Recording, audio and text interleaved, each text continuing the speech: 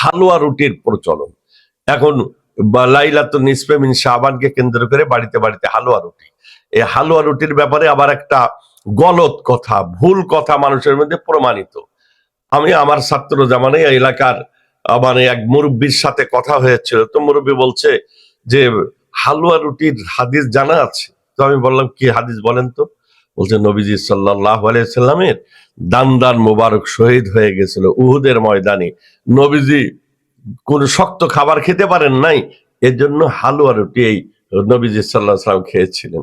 তো আমি মুরব্বীকে বললাম, চাচা উহুদের যুদ্ধ তো হয়েছিল শাওয়াল মাসে, অর্থাৎ রমজানের পরের মাসে, আর নবীজির দান মোবারক শাবান মাসে ভেঙে গেল, শহীদ হয়ে গেল কিভাবে?